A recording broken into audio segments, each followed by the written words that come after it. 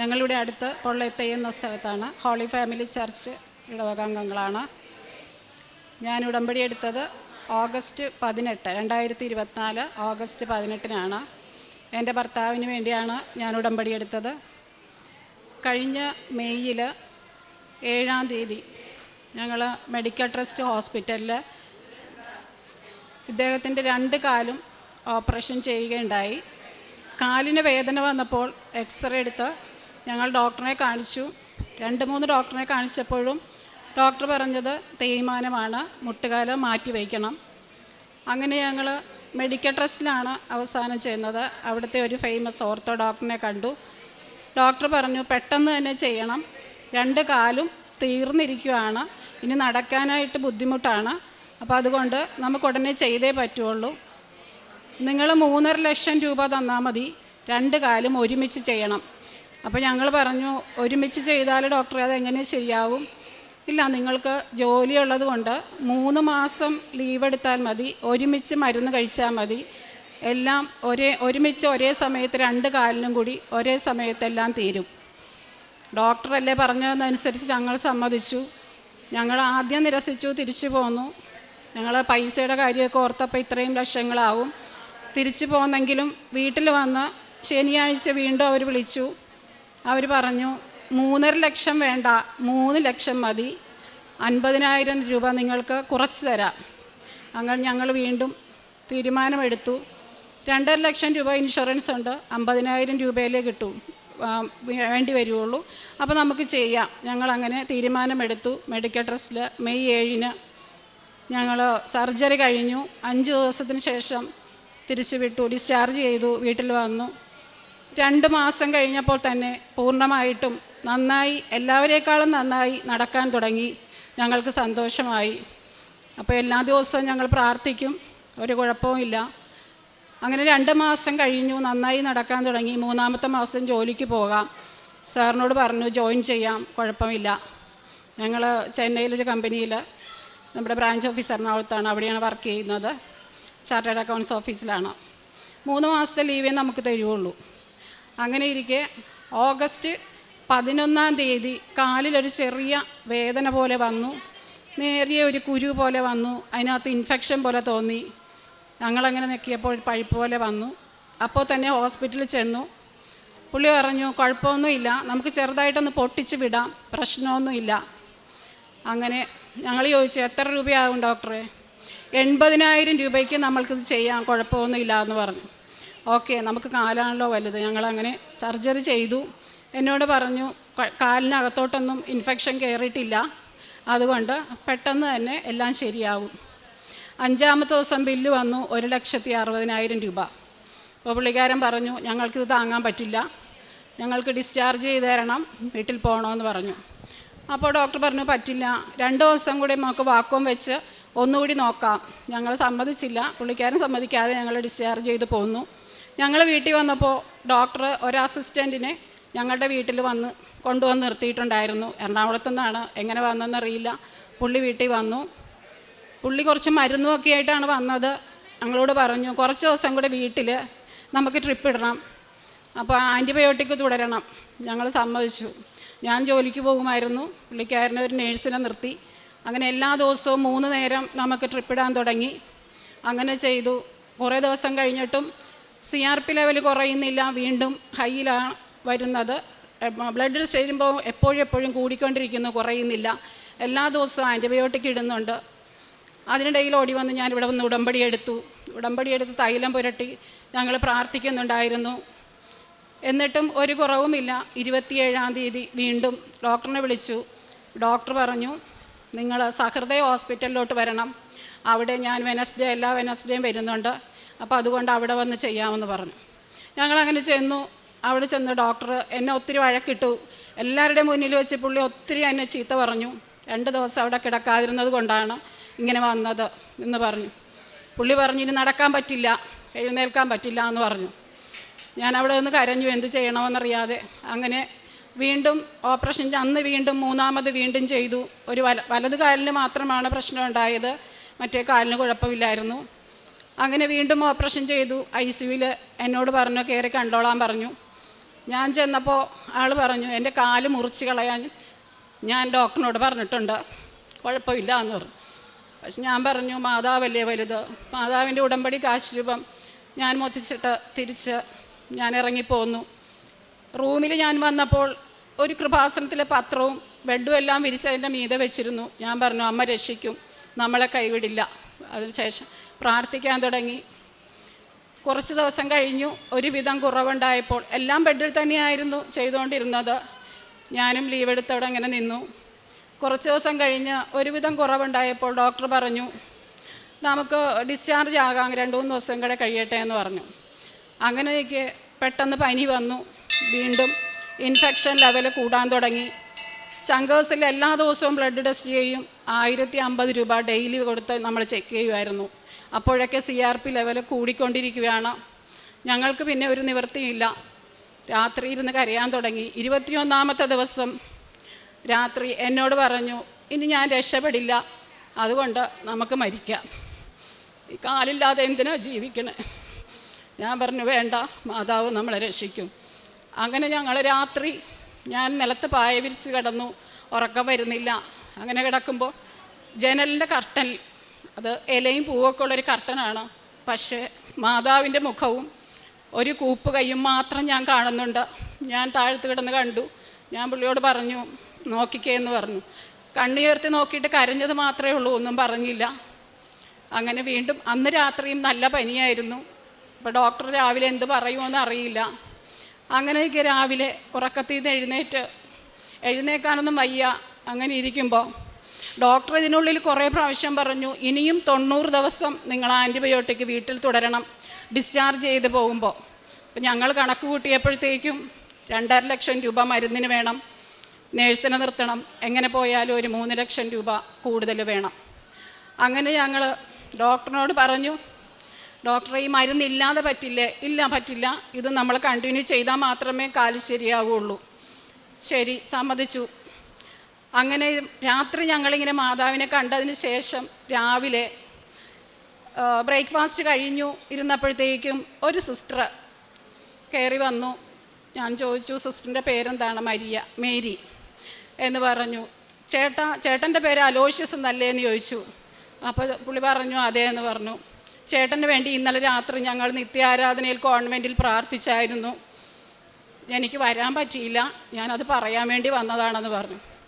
ശരിക്കും പറഞ്ഞാൽ ഞങ്ങൾ രണ്ടുപേരും ഒരുമിച്ച് പൊട്ടിക്കരഞ്ഞു. കാരണം നമ്മൾക്കുണ്ടായ അനുഭവം അതായിരുന്നു. അപ്പോൾ പുള്ളി പറഞ്ഞു എൻ്റെ ദേഹം മുഴുവൻ കാനുല കുത്തി, എനിക്കിനി സൂചി കുത്താൻ സ്ഥലമില്ല, ഞാൻ എത്ര മാസമായി ഞാനിങ്ങനെ ഈ ആൻറ്റിബയോട്ടിക് കയറുന്നത്, എനിക്കിനി വയ്യ സിസ്റ്ററെ എന്ന് പറഞ്ഞു. ചേട്ടനോട് ആര് പറഞ്ഞു ഈ മരുന്നെല്ലാം ഞങ്ങൾ തന്നു വിടുമെന്ന്? ഇനി ചേട്ടൻ ഒരു മരുന്നുമില്ല എന്ന് പറഞ്ഞു. സിസ്റ്ററെ ഇന്നലെയും ഓർത്തോ ഡോക്ടർ വന്ന് പറഞ്ഞു ഞങ്ങൾക്ക് മരുന്ന് ഇനി തന്നു വിടും, 90 ദിവസവും കണ്ടിന്യൂസ് ആയിട്ട് ചെയ്യണം, ചിലപ്പോൾ അത് 90ലും കൂടും എന്ന് പറഞ്ഞു. ഇല്ല ചേട്ടാ, ഞാൻ ഉറപ്പ് തരുന്നു നിങ്ങൾക്കിനി മരുന്ന് വേണ്ട എന്ന് പറഞ്ഞു. അങ്ങനെ വൈകുന്നേരം ആയപ്പോഴത്തേക്കും വീണ്ടും ഡോക്ടർ സിസ്റ്റർ അത് പറഞ്ഞതിന് ശേഷം സിസ്റ്റർ പോയി. ഞാൻ പിള്ളേരോടൊക്കെ വിളിച്ച് പറഞ്ഞു പ്രാർത്ഥിക്കും അമ്മി എന്ന് പറഞ്ഞു. അങ്ങനെ വൈകുന്നേരം ഓർത്തോ ഡോക്ടർ വന്നിട്ട് പറഞ്ഞു എന്തെങ്കിലും രോഗം നിനക്ക് വേറെ ഉണ്ടോ, ഇതിനകത്തുനിന്ന് സുഖപ്പെടാത്ത എന്താണെന്ന് അറിയില്ലല്ലോ എന്ന് പറഞ്ഞപ്പോൾ പുള്ളി പറഞ്ഞു എനിക്ക് ദേഹത്തിൽ ചൊറിയുന്ന പോലെ തോന്നുന്നുണ്ട്, അത് എന്തെങ്കിലും ഫുഡിൻ്റെ അലർജി ആകുമ്പോഴാണ്, അല്ലാതെ ഒന്നുമില്ല എന്ന് പറഞ്ഞു. അങ്ങനെയാണെങ്കിൽ ഒരു ഡോക്ടർ കൂടെ വന്ന് കാണട്ടെ, ഇന്ന് ഡിസ്ചാർജ് ആവണ്ട എന്ന് പറഞ്ഞു. അങ്ങനെ വൈകുന്നേരം അലർജിയുടെ ഡോക്ടറും വേറൊരു ഡോക്ടറും കൂടെ വന്നു. അപ്പോൾ ഞങ്ങൾക്ക് അന്ന് ഡിസ്ചാർജ് എഴുതിയതായിരുന്നു ഓർത്തോ ഡോക്ടർ. അപ്പോൾ ഈ ഡോക്ടർ വന്ന് കണ്ടിട്ട് പോവാമെന്ന് പറഞ്ഞു. അങ്ങനെ ഈ ഡോക്ടറും വേറെ 3 ഡോക്ടേഴ്സും കൂടി വന്ന് കയറിയപ്പോൾ തന്നെ സിസ്റ്ററിനോട് പറഞ്ഞത് എല്ലാ ആൻറ്റിബയോട്ടിക്സും സ്റ്റോപ്പ് ചെയ്യുക എന്ന് പറഞ്ഞു. കാനില വീട്ടിൽ പോകാൻ വേണ്ടി ഞങ്ങൾക്ക് കുത്തി തന്നിട്ടുണ്ടായിരുന്നു, അതും ഊരി മാറ്റിയിട്ട് ചേട്ടൻ്റെ കൈയൊക്കെ ഒന്ന് വാഷ് ചെയ്ത് രാത്രി ഒബ്സർവേഷനിലിരിക്കട്ടെ, 2 ദിവസം കഴിഞ്ഞിട്ട് പോകാമെന്ന് പറഞ്ഞു. ഒരു ബ്ലഡ് റിസൾട്ട് കൂടി വരാനുണ്ട്, അതുകൂടി ടെസ്റ്റ് ചെയ്തിട്ട് നമുക്ക് ചെയ്യാം, എന്താണെന്ന് വെച്ചാൽ ചെയ്യാം എന്ന് പറഞ്ഞു. അങ്ങനെ ഡോക്ടർ ഞങ്ങളെ ഡിസ്ചാർജ് ചെയ്തില്ല.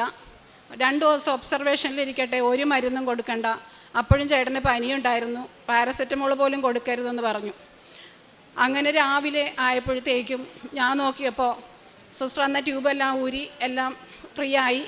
അപ്പോൾ ഞാൻ രാവിലെ നോക്കിയപ്പോഴേക്കും ആൾ പതുക്കെ കട്ടിലേന്ന് എഴുന്നേറ്റു, 2 കാലും നിലത്ത് കുത്തി. എഴുന്നേറ്റ് നിന്നു. നമുക്കത് വിവരിക്കാൻ പറ്റുന്നില്ല, ഭയങ്കര അത്ഭുതം പോലെ എഴുന്നേറ്റ് നിന്നു. പറഞ്ഞു എനിക്ക് കുഴപ്പമില്ല. വാക്കറിൽ നടക്കാൻ തുടങ്ങി. എഴുന്നേറ്റ് ബാത്റൂമിൽ തനിയെ പോയി, തനിയെ കുളിച്ചു. എന്നോട് പറഞ്ഞു വിശക്കുന്നുണ്ടെന്ന് പറഞ്ഞു. ഞാനന്ന് വീട്ടിലേക്ക് ഡ്രസ്സ് എടുക്കാൻ പോന്നു. അപ്പോഴേക്കും തന്നെ ക്യാൻറ്റീനിൽ നിന്ന് ഫുഡ് ഓർഡർ ചെയ്ത് കഴിച്ചു. നന്നായി എഴുന്നേറ്റ് വാക്കറിൽ നടന്നു. എല്ലാവർക്കും ഭയങ്കര അത്ഭുതമായി. അങ്ങനെ ഡോക്ടർ വൈകുന്നേരം വന്നു, പറഞ്ഞു ഈ മരുന്നെല്ലാം നിങ്ങൾ കൊണ്ടുപോയി തിരിച്ചു കൊടുത്ത് നിങ്ങൾ ക്യാഷ് വാങ്ങിച്ചോ. അപ്പോൾ ഞാനിത് കമ്പനിയിൽ പോയാണ് ഡയറക്റ്റ് വാങ്ങിക്കുന്ന. കാരണം നമ്മൾക്ക് അത്രയും 10 എണ്ണം എടുക്കുമ്പോൾ 4 എണ്ണം ഫ്രീ തരും അവർ. അപ്പോൾ അത്രയും നമുക്ക് ക്യാഷ് കുറയുമല്ലോ എന്ന് കരുതി ഈ 2.5 ലക്ഷം രൂപ നമ്മൾ കണ്ടെത്തണം. അപ്പോൾ ഈ മരുന്ന് ഞാൻ കുറേശ്ശെ വാങ്ങിച്ചു. 20,000 രൂപക്ക് മരുന്ന് വാങ്ങിച്ചു കൊണ്ടുവന്ന് അവിടെ വെച്ചിട്ടുണ്ടായിരുന്നു. അപ്പോൾ ഡോക്ടർ കയറി വന്ന് പറഞ്ഞു ഈ മരുന്ന് നിങ്ങൾ തിരിച്ചു കൊടുത്തോ, ഇനി ഈ ചേട്ടൻ ഒരു മരുന്നും വേണ്ട. അപ്പോൾ ആ സിസ്റ്റർ പറഞ്ഞ അതേ വാക്കുകൾ തന്നെ പറഞ്ഞു, ഈ മരുന്ന് നിങ്ങൾ വീട്ടിലേക്ക് കൊണ്ടുപോകണ്ട, ഇനി ഒരു മരുന്നും വേണ്ട എന്ന് പറഞ്ഞു. അമ്മയ്ക്ക് എങ്ങനെ നന്ദി പറയണമെന്ന് അറിയില്ലായിരുന്നു. ആ മരുന്നെല്ലാം ഞാൻ തിരിച്ചു കൊണ്ടുപോയി കൊടുത്തു. തിരിച്ച് പൈസ വാങ്ങിച്ചു. ചേട്ടൻ ഇതുവരെ വീണ്ടും ഒരു മരുന്ന് പോലും കഴിക്കേണ്ടി വന്നിട്ടില്ല. അത് ഞങ്ങൾ പരിശുദ്ധ അമ്മയുടെ ഒരു അത്ഭുതം തന്നെയാണെന്ന് ഞങ്ങൾ ചിന്തിക്കുന്നു. എല്ലാവരോടും ഞങ്ങൾ പറയും. ഞാൻ ബസ്സിനകത്തിരിക്കുമ്പോഴും ഞാൻ വർക്കിന് പോകുമ്പോഴും കൃപാസനത്തിലെ പത്രം ഞാൻ വാങ്ങിച്ച് ബാഗിനകത്ത് വെച്ചുകൊണ്ട് പോകും. ഈ പത്രം ഞാൻ എല്ലാവർക്കും കൊടുക്കും. എൻ്റെ അരികിയിരിക്കുന്നവർക്ക് കൊടുത്തിട്ട് പറയും നിങ്ങൾക്ക് കൃപാസനം അറിയാമോ, ഈ പത്രം ഒന്ന് വായിച്ച് നോക്ക്. അപ്പോൾ എന്തെങ്കിലും കാര്യങ്ങൾ പറയും, അവർ പറയും ഞങ്ങൾക്ക് വേണ്ടി പ്രാർത്ഥിക്കും. അന്ന് മുതൽ ഞങ്ങൾ അവർക്ക് വേണ്ടിയും കൂടെ പ്രാർത്ഥിക്കും. ഒരു ദിവസം പോലും ഞങ്ങൾ വീട്ടിൽ വന്നിട്ട് കുടുംബ പ്രാർത്ഥന മുടക്കിയിട്ടില്ല.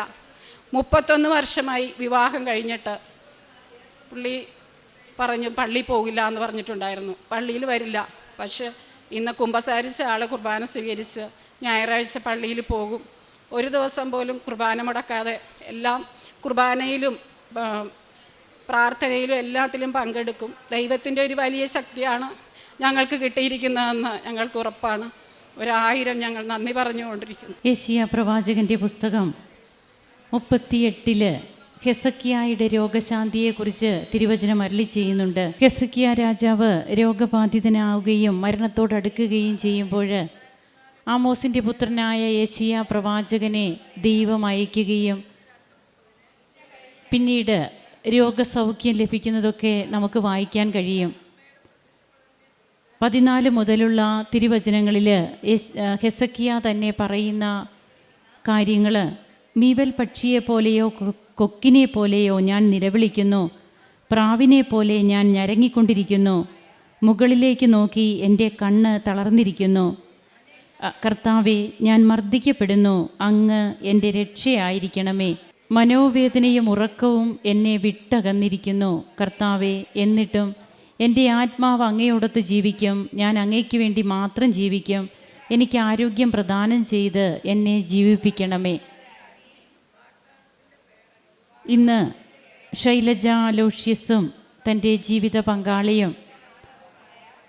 പങ്കാളിക്ക് ലഭിച്ച പരിപൂർണമായ രോഗസൗഖ്യം, കാലിന് വേദനയായിട്ട് തുടങ്ങി, പിന്നീട് അത് എത്ര സർജറികളിലേക്ക് പോയി. സർജറിക്ക് ശേഷം ഏറ്റവും നല്ല രീതിയിൽ ആ മകന് സൗഖ്യം കിട്ടി.